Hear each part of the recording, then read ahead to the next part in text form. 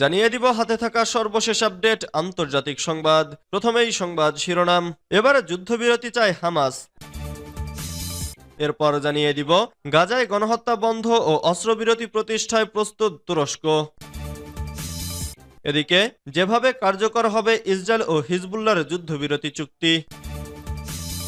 এরপর জানিয়ে দিব যুদ্ধবিরতির পরও লেবাননের বাসিন্দাদের বাড়ি ফিরতে বারণ ইসরায়েলের।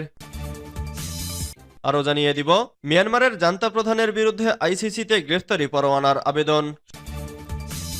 সর্বশেষ জানিয়ে দিব পুতিনের ওরেশনিক ক্ষেপণাস্ত্র ব্যবহারে সিনেটরদের সমর্থন। এতক্ষণ শুনছিলেন সংবাদ শিরোনাম, এবারে বিস্তারিত। তবে অনুরোধ থাকবে ভিডিওটিতে একটি লাইক করবেন এবং কমেন্ট করে জানিয়ে দিবেন কোন জেলা থেকে আপনি আমাদের এই ভিডিওটি দেখছেন। এবারে যুদ্ধবিরতি চায় হামাস।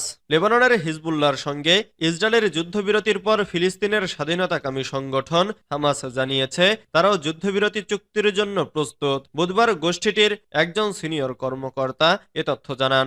নাম প্রকাশে অনিচ্ছুক ওই কর্মকর্তা বলেছেন, আমরা মিশর, কাতার এবং তুরস্কের মধ্যস্থতাকারীদের জানিয়েছি হামাস একটি যুদ্ধবিরতি চুক্তি এবং বন্দি বিনিময়ের জন্য একটি গুরুত্বপূর্ণ চুক্তির জন্য প্রস্তুত। গত বছরের ৭ অক্টোবর হামাসের সঙ্গে যুদ্ধের শুরুর পর ফিলিস্তিনের গাজা উপত্যকায় ব্যাপক হামলা চালায় ইসরায়েল। ইহুদিবাদী সেনাদের হামলায় ৪৭,০০০-এরও বেশি ফিলিস্তিনি নিহত হয়েছেন। যুদ্ধবিরতির জন্য আন্তর্জাতিক মধ্যস্থতায় চেষ্টা চালানো হলেও রিপোর্ট লেখা পর্যন্ত কোনো চুক্তি হয়নি। হামাসের অভিযোগ, নেতানিয়াহুর কারণে কোনো চুক্তিতে পৌঁছানো যাচ্ছে না। মার্কিন প্রেসিডেন্ট জো বাইডেনও যুদ্ধবিরতি চুক্তির উদ্যোগ নিয়েছিলেন, তবে ইসরায়েলি প্রধানমন্ত্রী বেনিয়ামিন নেতানিয়াহুর কারণে এই উদ্যোগ ভেস্তে যায়। গাজায় গণহত্যা বন্ধ ও অস্ত্রবিরতি প্রতিষ্ঠায় প্রস্তুত তুরস্ক। গাজায় চলমান গণহত্যা বন্ধ করা এবং একটি স্থায়ী অস্ত্রবিরতি প্রতিষ্ঠায় তুরস্ক সব সময় সহায়তা দিতে প্রস্তুত বলে জানিয়েছেন দেশটির প্রেসিডেন্ট রিসেপ তাইব এরদোগান। বুধবার তুরস্কের জাস্টিস অ্যান্ড ডেভেলপমেন্ট পার্টির সংসদীয় গ্রুপ বৈঠকে তিনি একথা বলেন। গাজায় ২০২৩ সালের ৭ অক্টোবর হামাসের হামলার পর থেকে ইসরায়েলের হামলায় ৪০,২৫০ জনের বেশি ফিলিস্তিনি নিহত হয়েছেন। আহত হয়েছেন ১,০৪,৭৪৬ জনের বেশি, যাদের মধ্যে অধিকাংশই নারী ও শিশু।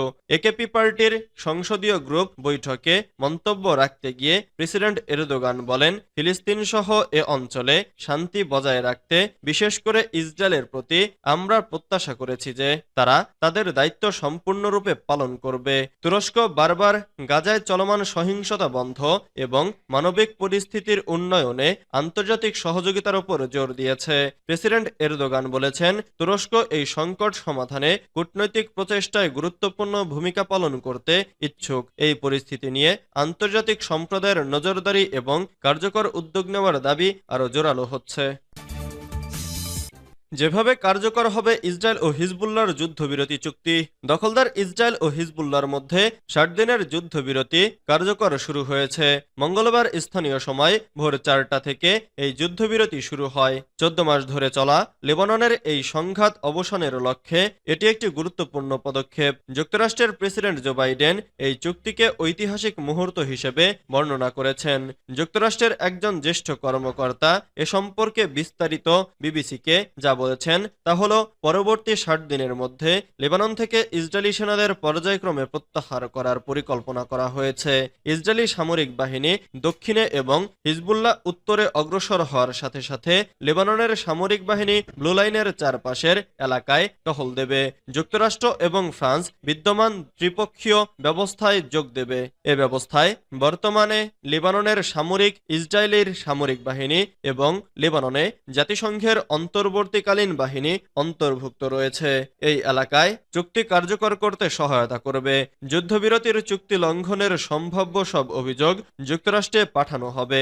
লেবাননের মাটিতে যুক্তরাষ্ট্রের কোনো সেনা থাকবে না, কিন্তু যুক্তরাষ্ট্র এবং ফরাসি বাহিনী প্রশিক্ষণ দিয়ে এবং যোগাযোগের মাধ্যমে লেবাননের সামরিক বাহিনীকে সহায়তা করবে। যুক্তরাষ্ট্র, ফ্রান্স এবং অন্যান্য দেশগুলো লেবাননের সামরিক বাহিনীকে একটি সামরিক কারিগরি কমিটি বা এমটিসির মাধ্যমে মাধ্যমে প্রযুক্তিগত এবং আর্থিক সহায়তা করবে।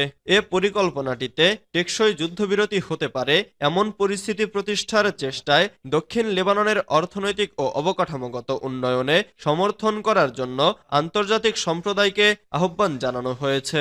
যুদ্ধবিরতি কার্যকর হওয়ার আগ পর্যন্ত দুই পক্ষের মধ্যে সংঘর্ষ চলতে থাকে। দক্ষিণ বৈরুতে ইসরায়েলের হামলা এবং হিজবুল্লাহর পাল্টা আক্রমণের খবর পাওয়া গেছে। তবে চুক্তি কার্যকরের পর উভয় পক্ষ শান্তি বজায় রাখার ব্যাপারে অঙ্গীকার করেছে। যুদ্ধবিরতির পরও লেবাননের বাসিন্দাদের বাড়ি ফিরতে বারণ ইসরায়েলের। লেবাননে বহুল প্রতীক্ষিত যুদ্ধবিরতির শুরুর পরও বাস্তুচ্যুত বাসিন্দাদের ঘরে ফিরতে বারণ করেছে ইসরায়েল। ইসরায়েলি সামরিক বাহিনীর আরবি ভাষার মুখপাত্র অভিচাই আদ্রেই বলেন, যুদ্ধবিরতি কার্যকর হওয়া সত্ত্বেও লেবাননের বেসামরিক নাগরিকদের বাড়ি ফিরে যাওয়ার বিরুদ্ধে সতর্ক করে দিয়েছেন। বুধবার 27 নভেম্বর এক প্রতিবেদনে এ খবর দিয়েছে আল জাজিরা। বিবৃতিতে বলা হয়েছে, ইসরায়েলি কর্তৃপক্ষ আপনাকে ফিরে আসার নিরাপদ তারিখ সম্পর্কে অভিহিত করবে। এক্সের এক পোস্টে আদ্রেই আরো বলেছেন, ইসরায়েলি সামরিক বাহিনী দক্ষিণ লেবাননের অভ্যন্তরে তাদের অবস্থানে মোতায়েন রয়েছে। মঙ্গলবার ইসরায়েলি প্রধানমন্ত্রী বেনিয়ামিন নেতানিয়াহুর সভাপতিত্বে অনুষ্ঠিত বৈঠকে এ সিদ্ধান্ত হয়। এর আগে গতকাল মঙ্গলবার ইসরায়েলি প্রধানমন্ত্রী বেনিয়ামিন নেতানিয়াহুর সভাপতিত্বে অনুষ্ঠিত মন্ত্রিসভার বৈঠকে যুদ্ধবিরতিতে সম্মত হয় ইসরায়েল। মন্ত্রিসভার বৈঠক শেষে জাতির উদ্দেশ্যে ভাষণ দেন নেতানিয়াহু। এ সময় চুক্তির পক্ষে যুক্তি তুলে ধরে তিনি বলেন, উত্তর ইসরায়েলের বাসিন্দারা তাদের বাড়িঘরে ফিরে যাবেন। লেবাননে হামলার প্রতি ইঙ্গিত করে নেতানিয়াহু বলেন, হিজবুল্লাহকে ইসরায়েলি বাহিনী পিছু হটিয়ে দিয়েছে। তারা কয়েক দশক আগের অবস্থায় চলে গেছে। ইসরায়েলি প্রধানমন্ত্রী হুঁশিয়ারি উচ্চারণ করে বলেন, হিজবুল্লাহ যদি চুক্তি লঙ্ঘন করে আমরা তাদের ওপর হামলা চালাবো। মিয়ানমারের জান্তা প্রধানের বিরুদ্ধে আইসিসিতে গ্রেফতারি পরোয়ানার আবেদন। মিয়ানমারের জান্তা প্রধান মিন অং হ্লাইং এর বিরুদ্ধে আন্তর্জাতিক অপরাধ আদালতে গ্রেফতারি পরোয়ানা জারির আবেদন করা হয়েছে। রোহিঙ্গা জনগোষ্ঠীর ওপর নির্যাতন চালিয়ে মানবতা বিরোধী অপরাধ সংগঠিত করার অভিযোগে আইসিসির প্রসিকিউটর করিম খান এই আবেদন করেছেন। গত সপ্তাহে করিম খানের অনুরোধের প্রেক্ষিতে দখলদার ইসরায়েলের প্রধানমন্ত্রী বেনিয়ামিন নেতানিয়াহু এবং সাবেক প্রতিরক্ষা মন্ত্রী ইয়োব গ্যালান্ট এর বিরুদ্ধে গ্রেফতারি পরোয়ানা জারি করে আইসিসি। এই পরোয়ানা জারির কারণে যুক্তরাষ্ট্রের ব্যাপক চাপের মুখে আছেন তিনি। 3 বিচারক নিয়ে গঠিত আইসিসির একটি প্যানেল মিয়ানমারের জান্তা প্রধানের ব্যাপারে সিদ্ধান্ত নেবেন। তারা দেখবেন মিয়ানমারের জান্তা প্রধানের বিরুদ্ধে গ্রেফতারি পরোয়ানা জারির মতো উপযুক্ত কারণ আছে কিনা। মিয়ানমারের এই জেনারেলের নেতৃত্বে রোহিঙ্গাদের ওপর ব্যাপক অত্যাচার নির্যাতন চালানো হয়েছে।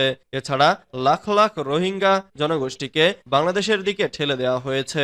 প্রসিকিউটরের আবেদনের পর আইসিসির বিচারকরা গ্রেফতারি পরোয়ানার ব্যাপারে কখন সিদ্ধান্ত নেবেন সে ব্যাপারে নির্দিষ্ট কোনো সময়সীমা নেই। তবে সাধারণত এমন আবেদনের 3 মাসের মধ্যে বিচারকরা সিদ্ধান্ত নিয়ে থাকেন।